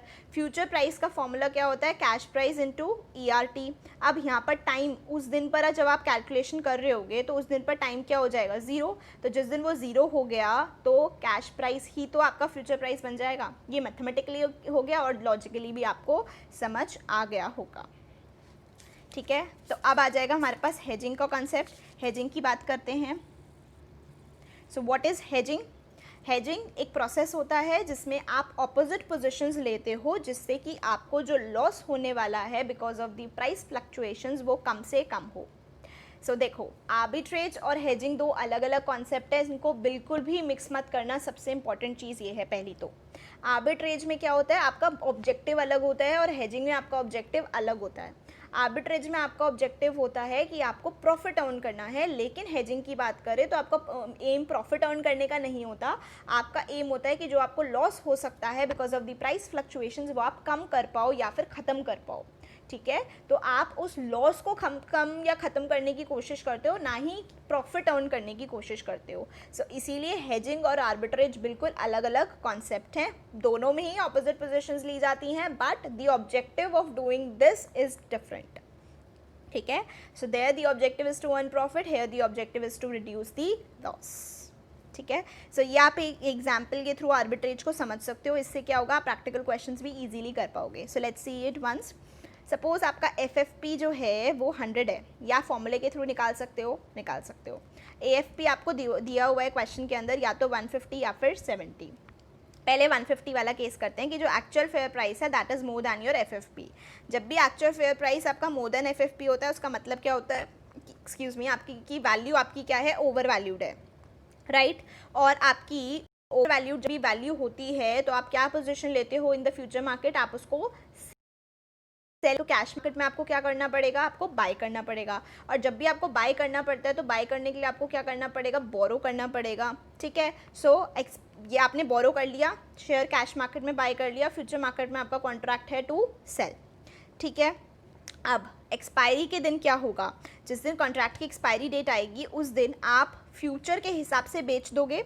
जो आपने बाय किया था कैश मार्केट में उसको अब आप बेचोगे, ठीक है। जिस भी प्राइस में बेच रहे हो वो देख लो। पेमेंट टू बैंक करना पड़ेगा आपको उस अमाउंट का जो आपने बोरो किया था। आप इन एरोज को बहुत ध्यान से देखना जो पिंक पेन से बने हुए हैं। तो पेमेंट टू बैंक आपको किस चीज़ का करना पड़ेगा, जो भी आपने अमाउंट बोरो किया था आपको वो अमाउंट रीपे करना पड़ेगा, प्लस इंटरेस्ट रीपे करना पड़ेगा वो, प्लस आपको क्योंकि आपने कैश मार्केट में बाय किया था तो आपको डिविडेंड भी मिलेगा, तो वो डिविडेंड भी आप यहाँ पर ले लोगे। तो आपका सेल प्लस डिविडेंड आ जाएगा माइनस पेमेंट टू बैंक आएगा, जो भी बचा that will be your profit और लॉस। लॉस तो होता ही नहीं है, प्रॉफिट ही होता है। नेक्स्ट केस आपको दिया हुआ है 70 रुपीज़ के हिसाब से, जहाँ पर आपका जो स्टॉक है वो अंडर वैल्यूड है। जब भी अंडर वैल्यूड होता है तो आपको फ्यूचर मार्केट में क्या पोजीशन लेनी पड़ती है, आपको बाय। क्योंकि आपको दिख रहा है जब वैल्यू कम की है तो आज के दिन पर उसको सेल करो, फ्यूचर जाकर उसको बाय करो, ठीक है। तो फ्यूचर मार्केट में पोजीशन लोगे बाय पोजीशन, कैश मार्केट में आप लोगे सेल पोजीशन। अब आप क्योंकि आज की डेट पे सेल कर रहे हो तो आपके पास फंड्स आएंगे, उस फंड्स को आप इन्वेस्ट कर दोगे, ठीक है। तो जब भी एक्सपायरी डेट आएगी, एक्सपायरी डेट पर आप क्या करोगे, जो भी आपने प्रॉमिस किया था फ्यूचर मार्केट में बाय करने का उसको आप फ्यूचर्स के हिसाब से बाय करोगे, ठीक है। और आपको क्योंकि आपने इन्वेस्टमेंट्स की थी तो इन्वेस्टमेंट्स के जो रिटर्न्स हैं वो आपको बैंक से मिल जाएंगे, तो बैंक से आपको इन्वेस्टमेंट के रिटर्न्स मिल जाएंगे और आप फ्यूचर में जाके बाय कर लोगे। अब एक बात समझो, क्योंकि आप कैश मार्केट में बेच चुके थे अपने शेयर्स को, स्टॉक्स को, since you have already sold your stock, तो उस केस में आपका जो डिविडेंड आपको मिलता अगर आप उस स्टॉक को रखते तो वो डिविडेंड आपका लूज हो गया, तो that loss of dividend will also be adjusted while calculating the profit and loss. ठीक है, क्योंकि आपने पोजीशंस ऐसी ली जिसकी वजह से आपका डिविडेंड का लॉस हो गया, तो उस लॉस को भी आप चेक करोगे, फिर नेट निकालोगे आपको एक्चुअल में प्रॉफिट कितना हो रहा है। ठीक है, सो यही नेक्स्ट पेज पे नोट भी दिया हुआ है कि ट्यूटोरियल नोट ये है कि आप इस कॉन्सेप्ट को आर्बिट्रेज के साथ बिल्कुल भी मिक्स मत करना। आर्बिट्रेज और हेजिंग बहुत अलग अलग होते हैं। फिर बात आती है इंडेक्स पोजीशंस की, कि आपको इंडेक्स पोजीशंस क्या लेनी होती है फॉर हेजिंग। वहाँ पर पोजीशंस चेक करी थी फॉर आर्बिट्रेज, यहाँ पर हम चेक कर रहे हैं फॉर हेजिंग। तो यहाँ पर आपको इंडेक्स पोजीशंस लेनी पड़ती है। इंडेक्स आपके निफ्टी और सेंसेक्स को बोला जाता है। तो इंडेक्स पोजीशंस आपको क्या लेनी पड़ेंगी, तो देखो अगर आपने लॉन्ग पोजीशन ली हुई है आज की डेट में, अगर आपने लॉन्ग पोजीशन ली हुई है तो आप उस लॉन्ग पोजीशन को कैसे काट सकते हो, कैसे सेटल कर सकते हो, रिवर्स पोजीशन लेके। तो इंडेक्स में आप शॉर्ट पोजीशन ले लो, इंडेक्स का शॉर्ट कर दो, इंडेक्स को शॉर्ट कर दो, तो शॉर्ट पोजीशन ले लो with respect to index, and if you have taken the short position तो इंडेक्स की आप लॉन्ग पोजीशन ले लो। Next, value of index to be hedged for complete hedging.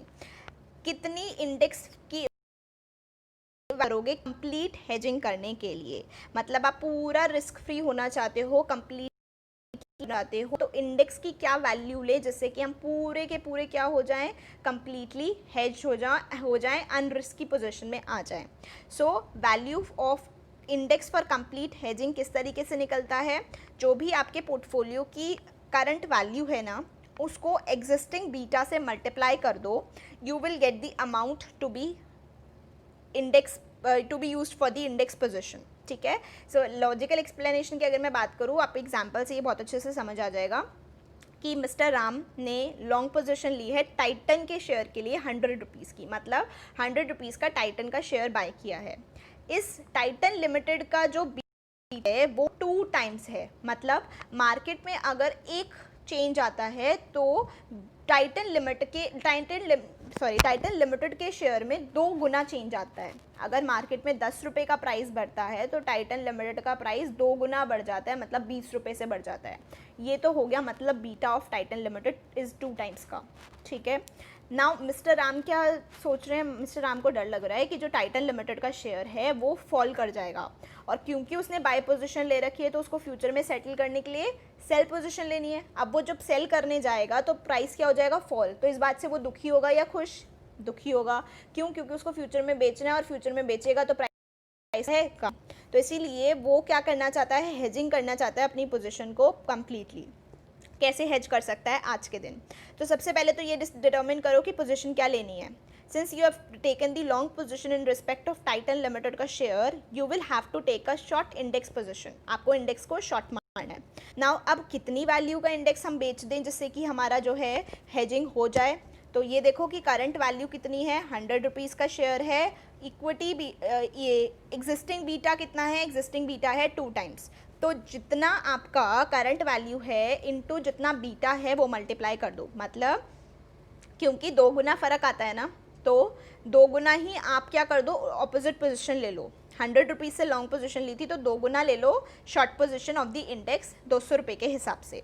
अब जब फाइनल सेटलमेंट होगी, जब भी फाइनल सेटलमेंट होगी उस दिन पर 2 चीज़ें हो सकती हैं, या तो टाइटन लिमिटेड का शेयर फॉल हो जाएगा 10% से, या फिर वो राइज हो जाएगा 10% से। मतलब एग्जाम्पल के तौर पे या तो वो राइज हो जाएगा या फिर फॉल हो जाएगा। हमने एक परसेंटेज डिटर्मिन कर ली जिससे कि एक्सप्लेनेशन दे सके। सो टाइटन लिमिटेड का शेयर अगर फॉल हो जाता है बाय 10%, तो इसका मतलब क्या है, इंडेक्स हमारा कितना फॉल हुआ होगा, 5% से। क्यों, क्योंकि हमने देखा था कि जो बीटा है टाइटन लिमिटेड का वो 2 टाइम्स है, मतलब अगर मार्केट 5% से गिरती है तो जो टाइटन लिमिटेड का शेयर है ना वो दुगना अफेक्ट होता है उस गिरावट से। तो दुगना इफेक्ट हो रहा है, इसका मतलब क्या हुआ, वो 10% से गिर जाएगा, वो 5% के दुगने इफेक्ट से गिरेगा। तो अगर हमें पता है टाइटन लिमिटेड पे 10% का इफेक्ट आया तो इसका आधा ही परसेंट इफेक्ट हमारा किस पर आया होगा, इंडेक्स पर आया होगा। तो सिंस फॉल हुआ है टाइटन लिमिटेड के शेयर में 10% से, तो इंडेक्स में 5% का फॉल आया होगा। I hope you are clear with this. Existing beta कैसे निकाला है, beta of security upon beta of market. Now बात करते हैं टाइटन लिमिटेड। अब आपकी एक्सपायरी डेट आ गई, आपको प्राइस पता है कि आपको कितने में सेटल करना है। आपने 100 रुपये का बाय किया था और आज के दिन उसका जो लॉस है वो कितना आएगा, बिकॉज प्राइस फॉल हो गया है। तो ये तो पता है हमें कि लॉस आने वाला है, कितने का लॉस आएगा वो देखते हैं। हमने बाय किया था 100 रुपये में, बेचा है 90 रुपये में, तो लॉस कितना हो गया, 10 रुपये। सिमिलरली हमने क्या किया था, इस चीज़ को हेज करने के लिए हमने निफ्टी की शॉर्ट पोजीशन ले ली थी। शॉर्ट कितने में किया था, 200 रुपये में, तो 200 रुपये आ गए थे। बाय कितने में करना पड़ा, बाय करने के लिए हमें देखना पड़ेगा कि जो प्राइस है वो 5% से गिरा है। तो 200 का 5% आप गिरा दो, कितना हो गया, 190। तो 190 में बाय किया, 200 रुपये में सेल किया, लॉस हुआ या प्रॉफिट, प्रॉफिट हुआ 10 रुपये का। सो आपने 10 का लॉस खाया टाइटन लिमिटेड में और निफ्टी में आपको 10 रुपये का प्रॉफिट हो गया। तो आपको ओवरऑल या फिर ओवरऑल प्रॉफिट लॉस कितना हुआ, 0। इसीलिए कहा था यहाँ पर हेजिंग हो रही है, प्रॉफिट अर्न करने का मकसद नहीं है। जो निफ्टी में प्रॉफिट हुआ वो हमारे शेयर के लॉस से सेट ऑफ हो गया। सिमिलरली अब सपोज प्राइस इंक्रीज कर रहा होता बाय 10% टाइटन लिमिटेड का, मतलब जो 100 रुपये की वैल्यू थी वो 110 रुपये मिल रहे हैं आज उसके, अगर उसको बेचते हैं तो हमारे निफ्टी में कितना राइज आया होगा।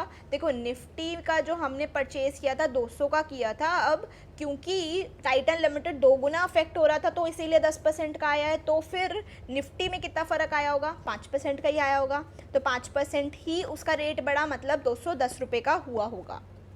ठीक है, सो हमने टाइटन लिमिटेड का बाय किया था 100 में, बेचा है 110 में, तो प्रॉफिट कितने का हुआ, 10 का।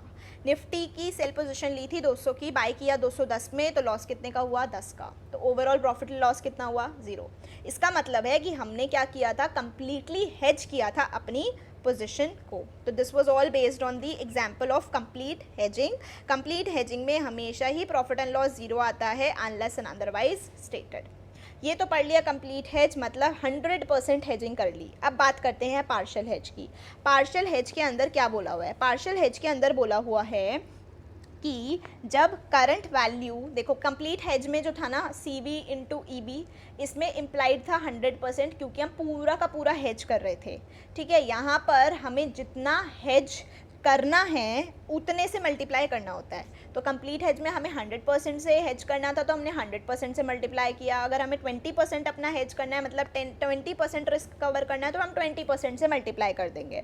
ठीक है, so hedging using index when beta is increase और डिक्रीज पढ़ते हैं, मतलब हमने कंप्लीट हेज करना है, पार्शियल हेज करना है, या फिर हेजिंग से भी ज़्यादा करना है। तो वो किस तरीके से होगा, लेट्स सी। 100% रिस्क रिडक्शन मतलब कंप्लीट हेजिंग करनी है, तो सिंपल है, मुझे अपना डिज़ायर्ड बीटा मतलब डिज़ायर्ड रिस्क 0 रखना है। भाई मैं तो बिल्कुल भी रिस्क नहीं ले सकता, 0% रिस्क। ठीक है, तो एग्जिस्टिंग बीटा अगर 2 टाइम्स है, करंट वैल्यू 100 है, मेरा डिज़ायर्ड बीटा क्या है, 0। मुझे तो कोई रिस्क नहीं लेना, मैं तो सारा का सारा रिस्क एलिमिनेट करना चाहता हूँ। तो मुझे वैल्यू कितनी रखनी पड़ेगी, current value 100 into existing beta minus desired beta. Existing beta मेरा 2 है, डिज़ायर्ड बीटा 0 है, तो मुझे कितनी हेजिंग करनी है, 2 टाइम्स हेजिंग करनी है। इसीलिए यहाँ पर 2 माइनस 0 किया तो 2 आया। 2 का मतलब क्या है, मुझे पूरा हेज करना है, तो मुझे 200 रुपये की इंडेक्स पोजीशन लेनी पड़ेगी। तो लॉजिक क्या हो गया, जितना आपको रिस्क कम करना है उतने से मल्टीप्लाई करें। यहाँ हमें पूरा रिस्क कम करना था, इसलिए हमने पूरा बीटा मल्टीप्लाई कर दिया। ठीक है, केस 2 देखते हैं, आपको इससे और क्लियर होगा। एग्जिस्टिंग बीटा मेरा 2 है, ठीक है, डिज़ायर्ड बीटा है 0.7। ठीक है, मतलब मैं 2 का रिस्क है लेकिन मैं 0.7 तक बियर करने के लिए रेडी हूँ, मैं इतना रिस्क लेने के लिए तैयार हूँ। तो मैं कितना रिस्क नहीं लेने के लिए तैयार हूँ या मैं कितना रिस्क को हेज करना चाहता हूँ, दोनों एक ही बात होगी। फिर से बोलूँ, कितना रिस्क लेने के लिए तैयार नहीं हूँ, या मतलब किसने रिस्क को हेज करने के लिए तैयार हूँ, वो कितना होगा। एग्जिस्टिंग 2 है, 0.70 मैं लेने के लिए तैयार हूँ, तो नेट कितना मैं लेने के लिए तैयार नहीं हूँ, 1.30। तो जितना लेने के लिए तैयार नहीं हो, जितने को हेज करना है उतने से मल्टीप्लाई कर दो, सिंपल।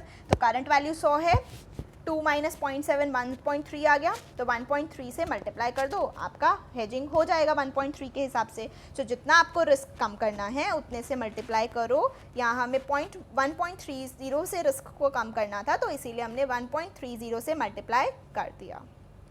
ठीक है, अब आते हैं केस 3 पे, ये बहुत इंटरेस्टिंग है। एग्जिस्टिंग बीटा है 2, डिज़ायर्ड बीटा है 2.3। मतलब जो एग्जिस्टिंग बीटा है ना, 2 का रिस्क है, मैं 2.30 मतलब मैं उससे 30.30 का रिस्क लेने के लिए तैयार हूँ, और रिस्क लेने के लिए तैयार हूँ। ठीक है, आज के दिन पे मैंने लॉन्ग पोजीशन ले रखी है 2 एग्जिस्टिंग बीटा के हिसाब से, मुझे 0.30 का रिस्क और चाहिए ना। तो जो पोजीशन आज की डेट में ले रखी है जिसकी वजह से रिस्क हो रहा है, उसी पोजीशन को 0.30 से और बढ़ा दो, रिस्क अपने आप बढ़ जाएगा। तो लॉन्ग पोजीशन ले लो इंडेक्स की भी, इंडेक्स में भी लॉन्ग पोजीशन ले लो, क्योंकि तुम्हें तो रिस्क और बढ़ाना है, कम नहीं करना।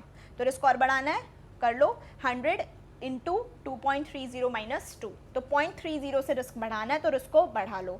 अब इसमें हमने ऐसा क्यों किया कि हमने लॉन्ग इंडेक्स पोजीशन ही लिया, हम तो हमेशा ऑपोजिट पोजीशन ले रहे थे।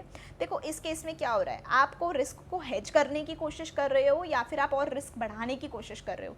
आप रिस्क लेने के लिए तैयार हो, क्यों रिस्क लेने के लिए तैयार हो, आपको पूरा यकीन है कि मार्केट पक्का आपके फेवर में चलेगी, जैसा आप सोच रहे हो, जैसा आप एक्सपेक्ट कर रहे हो वैसे ही होने वाला है। प्राइस इसका पक्का बहुत ज़्यादा बढ़ने वाला है, तो मैं इंडेक्स में भी यही पोजीशन लेना चाहता हूँ। क्यों? क्योंकि मैं रिस्क बढ़ाना चाहता हूँ, मेरे को पूरी उम्मीद है कि रिस्क से मुझे रिटर्न मिलेगा। तो 0.30 से डिजायर्ड बीटा को बढ़ाना था, तो 0.30 से मल्टीप्लाई करो और उतने की ही लॉन्ग इंडेक्स पोजीशन ले लो। शॉर्ट पोजीशन अगर पहले ली होती तो शॉर्ट इंडेक्स पोजीशन लेते, लॉन्ग पोजीशन ली है तो लॉन्ग इंडेक्स पोजीशन ले लेंगे। तो लॉजिक क्या है, जितना आपको रिस्क इंक्रीज करना है उतने से मल्टीप्लाई करें। यहाँ हमें 0.30 से रिस्क को इंक्रीज करना था, इसीलिए हमने 0.30 से मल्टीप्लाई किया। अब ये बताओ beta of cash in cash equivalents कितना होता है। बीटा होता है रिस्क कितना होता है कैश इन कैश इक्विवेलेंट में, फ्लक्चुएशंस का। भाई कैश में भी कोई फ्लक्चुएशन होगी क्या? अगर आपकी जेब में 500 रुपये रखे हुए हैं तो क्या कल के दिन ये 500 रुपये 470 रुपये बन जाएंगे या 400 रुपये बन जाएंगे? नहीं ना। तो कैश एंड कैश इक्विवेलेंट का तो जो बीटा होता है वो हमेशा ही ज़ीरो होता है, क्योंकि ये हाईली अनरिस्की होता है। इसीलिए कैश एंड कैश इक्विवेलेंट्स हमेशा बीटा ज़ीरो होता है, क्योंकि ये कोई भी रिस्क कैरी नहीं करते। अब बात करते हैं determination of number of contracts की। तो कितने कॉन्ट्रैक्ट्स करें इंडेक्स फ्यूचर के, ये कैसे पता लगाएं? हमें पता है कि इंडेक्स की वैल्यू कितनी रखनी है या कितनी है। हमने अभी सीखा कि वैल्यू ऑफ इंडेक्स कैसे निकालते हैं, current value into existing beta into the percentage of hedging you want to do. ठीक है, अब हमें वैल्यू पता है और हमें ये भी पता है कि एक इंडेक्स कॉन्ट्रैक्ट को खरीदने या बेचने में इतने पैसे लगते हैं। तो आप ये नहीं निकाल सकते कि नंबर ऑफ इंडेक्स कॉन्ट्रैक्ट्स क्या हैं, बड़े आराम से निकाल सकते हैं। Number of index future contracts इतने होंगे। फॉर एग्जांपल मैंने आपसे कहा कि एक पेन 20 रुपये का है और मुझे 5 पेन चाहिए, तो 20 रुपये का एक पेन है, मुझे 5 पेन चाहिए, तो 20 इंटू 5 हो जाएगा 100 रुपये। अब मैं आपको कहती हूँ कि मैं आपको 100 रुपये की वैल्यू दे रही हूँ और मैं आपको ये बता रही हूँ कि एक जो पेन है ना वो 20 रुपये का मिलता है। तो आप ये बताओ कि इन 100 रुपये में से कितने पेन आप खरीद पाओगे। तो ये वही चीज़ है, बस ये यहाँ पर इंडेक्स फ्यूचर कॉन्ट्रैक्ट लिख दिया। सेम कॉन्सेप्ट है। 100 रुपये का आपको 100 रुपये हैं आपके पास, आपको पता है कि एक पेन आपका 20 रुपये का आता है, तो आप बड़े आराम से निकाल लोगे ना कि आप 5 पेन खरीद सकते हो 100 रुपये के अंदर। सिमिलरली आपको ये बताना है कि टोटल वैल्यू ऑफ इंडेक्स इतनी है, एक इंडेक्स कॉन्ट्रैक्ट की वैल्यू इतनी है, तो कितने इंडेक्स फ्यूचर कॉन्ट्रैक्ट करने हैं। ईजी। अब आ जाते हैं carry concept, cost of carry concept. इसका मतलब क्या है? कॉस्ट ऑफ कैरी कॉन्सेप्ट, नाम से पता चल रहा है किसी स्टॉक को कैरी करने की क्या कॉस्ट लग रही है। मतलब आज मैं अगर इस स्टॉक को ख़रीद के बेच दूँ तो कैश प्राइस इतना है, फ्यूचर तक लेके जा रही हूँ तो मुझे इतना इसको कॉस्ट लग रहा है, एक्स्ट्रा इतना लग रहा है जो मेरी कॉस्ट ऑफ कैरी है। इसको कैरी करने, आज से फ्यूचर तक ले जाने में कितना कैरिंग कॉस्ट लग रहा है, that is your cost of carry concept. So difference between the future price and the cash price is known as the cost of carry. Equation क्या हो गई? Cost of carry is equal to future price minus the cash price. Expiry वाले दिन पर ये बताओ कि cost of carry कितना होगा? जिसको फ्यूचर में ले जाना था वो फ्यूचर में आ चुका, तो आज के दिन उसकी कैरिंग कॉस्ट क्या होगी? ज़ीरो। जहाँ जाना था वहाँ पहुँच गए ना, कैरिंग कॉस्ट ज़ीरो। क्यों? आपने अभी थोड़ी देर पहले प्रिंसिपल ऑफ कन्वर्जेंस पढ़ा था, जिसमें क्या कहा था कि जैसे जैसे आप एक्सपायरी डेट तक पहुंचते हो तो एक्सपायरी डेट के अंदर cash price future price same हो जाता है। तो सिमिलरली जब cash price future price same हो गया तो फॉर्मूले के अंदर भी पुट करके देख लो, कॉस्ट ऑफ कैरी ज़ीरो आएगा। लॉजिकली समझ लो तो भी ज़ीरो आएगा। लॉजिकली क्लियर होना चाहिए, वैसे नहीं हो रहा तो भी चलो फॉर्मूले से तो पक्का क्लियर हो जाएगा। सो अब बात आती है कि कॉस्ट ऑफ कैरी होता क्या है। तो देखो, एक शेयर को फ्यूचर तक ले जाने के लिए क्या क्या कॉस्ट ऑफ कैरी लग जाती है। उसको ले जाने के लिए इंटरेस्ट लग जाता है, क्योंकि आपने हो सकता है फंड्स को बोरो किया हो। अदर अपॉर्चुनिटी कॉस्ट लग जाती है, क्योंकि उस पैसे को आपने कहीं और ना इन्वेस्ट करके यहाँ इन्वेस्ट किया है, तो हो सकता है कि उधर आपने कुछ लॉस इनकर किया हो, मतलब वहाँ से आप कुछ रिटर्न कमा सकते थे बट आप नहीं कमा पा रहे। तो जो नहीं कमा पा रहे that is your opportunity cost. So interest plus other opportunity cost plus commodity के केस में आपकी स्टोरेज कॉस्ट लगती है वो कॉस्ट प्लस इंश्योरेंस। लेकिन फिर भी अगर आपको डिविडेंड मिल रहा है तो माइनस द डिविडेंड, वो आपकी कॉस्ट को कम कर देगा। ठीक है, next, cost of implied risk free rate under arbitrage. ये जो हैशटैग करके आपको जो लाइंस मिलेंगी ना, ये जस्ट फॉर नॉलेज पर्पस हैं या रेफरेंस पर्पस हैं, आप इनको इग्नोर भी कर सकते हैं। वो फॉर्मूलाज का या फिर कॉन्सेप्ट्स का वैसे पार्ट नहीं है, बट हाँ लर्निंग पॉइंट ऑफ व्यू से दे आर गुड। तो मैं वीडियो में कवर नहीं करूँगी, but still if you want to read them you can refer to them. Okay, so let's come to the next concept, that is calculation of implied risk free rate under arbitrage. Implied risk free rate under arbitrage कैसे निकालते हैं? हमें पता है कि जो arbitrage है उसमें प्रॉफिट ही होता है, और जो वो प्रॉफिट होता है उसको रिस्क फ्री माना जाता है, क्योंकि वो रिस्क फ्री होता है बिल्कुल। तो रिस्क फ्री रेट क्या निकलेगा? जितना भी आपने आर्बिट्रेज प्रॉफिट निकाला, लिया, कमाया, divided by the initial investment, कितना पैसा लगाया और कितना पाया। सो जो लगाते हैं वो नीचे आएगा, जो मिलता है वो ऊपर आएगा। ये रिटर्न का फंडा होता है, हमें पता है क्या लगाया और क्या पाया। फॉर एग्जाम्पल इसको याद करने के लिए एक और तरीका बताती हूँ। आप जब कोई प्लांट लगाते हो, ठीक है, तो प्लांट लगाते हो तो आप उसको नीचे मिट्टी में डालते हो ना, फिर उस पर ऊपर प्लांट लगता है। तो जो ऊपर लगता है दैट इज़ योर प्रॉफिट। क्या लगाया था आपने? बीज लगाया था, तो वो बीज नीचे लगाया था और उससे ऊपर आपका प्लांट बनता है। तो सिमिलरली जो मिलता है that comes up on the top side numerator, and what you invest is comes in the denominator. ठीक है यहाँ तक? तो डिसीजन क्या लोगे? अगर आप रिस्क फ्री रेट है वो आपकी बोरोइंग रेट ऑफ इंटरेस्ट से ज़्यादा आ रहा है तो आपको क्या करना चाहिए? बोरो करो और फिर आर्बिट्रेज करो, अदरवाइज़ नहीं। ये ऐसा क्यों लिखा है? देखो, आपको प्रॉफिट कमाया 100 रुपये, ठीक है, लगाया 1000 रुपये, 10% का इंटरेस्ट फ्री रेट आ गया, ठीक है। लेकिन आपको बोरो करने पड़ रहे हैं जो पैसे, क्योंकि हमने पढ़ा था आर्बिट्रेज क्या करता है? बोरो करता है फिर इन्वेस्ट करता है। तो अगर आपको बोरो करने वाले जो पैसे हैं उसका रेट ऑफ इंटरेस्ट 12% का है, अगर आपको 12% देना पड़ रहा है और आपको फ़ायदा 10% का हो रहा है, तो क्या आप ऐसा काम करोगे? नहीं करोगे। तो वही चीज़ लिखी हुई है कि अगर इंटरेस्ट जो रिस्क फ्री रेट है वो आपका ज़्यादा होता है दैन दी बोरोइंग रेट, तो ही आपको आर्बिट्रेज करना चाहिए, नहीं तो नहीं करना चाहिए। अब बात करते हैं फ्यूचर कॉन्ट्रैक्ट की। रिटर्न ऑन इन्वेस्टमेंट, जो रिटर्न का फंडा है, हमें पता है कि फ्यूचर कॉन्ट्रैक्ट में सिर्फ और सिर्फ इनिशियल मार्जिन पे होता है, कॉन्ट्रैक्ट वैल्यू कभी भी पे नहीं होती, क्योंकि नेट सेटलमेंट हो जाता है। हेज रेशो की कैलकुलेशन करते हैं अंडर दी फ्यूचर कॉन्ट्रैक्ट। तो फ्यूचर कॉन्ट्रैक्ट के अंदर जो बीटा ऑफ सिक्योरिटी होता है ना, उसको हम कई बार हेज रेशो भी बोल देते हैं। हेज रेशो और बीटा ऑफ सिक्योरिटी को कई बार इंटरचेंजेबली यूज़ कर देते हैं। When beta of security is not given, तो आप हेज रेशो को भी यूज़ कर सकते हो उसकी प्लेस पर।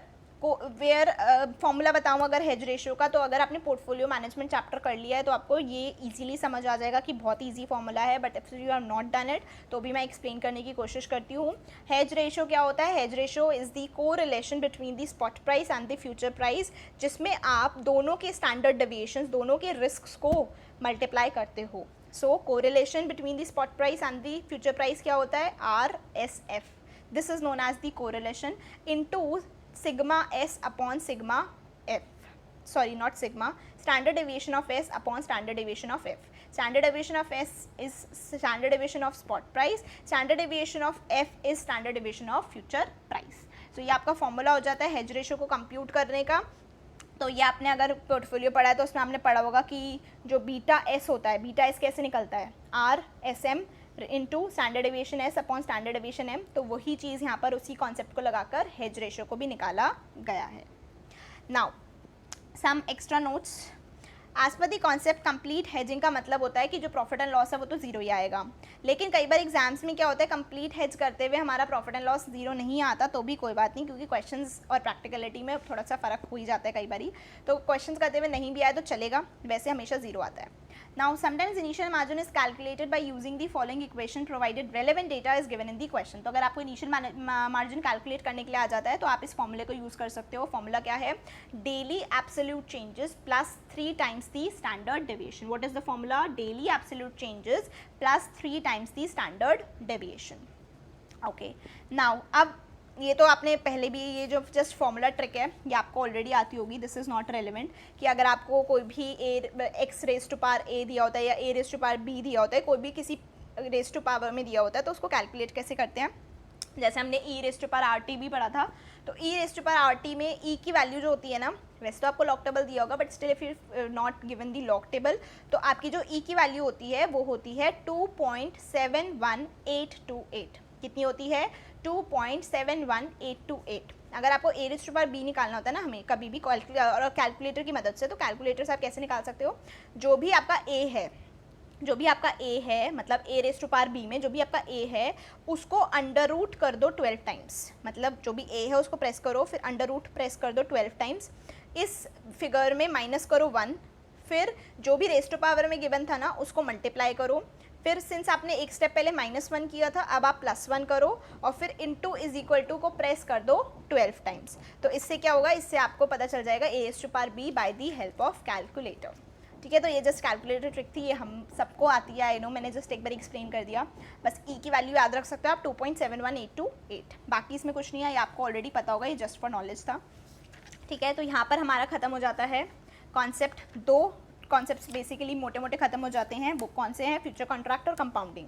नेक्स्ट जो वीडियो आएगी that will be on option contracts and अगर पॉसिबल हुआ साथ में तो net settlement versus physical settlement कर दूंगी, वैसे छोटा ही है, साथ में हो जाएगा, नो प्रॉब्लम। तो हम नेक्स्ट वीडियो में दोनों टॉपिक्स को कवर करेंगे।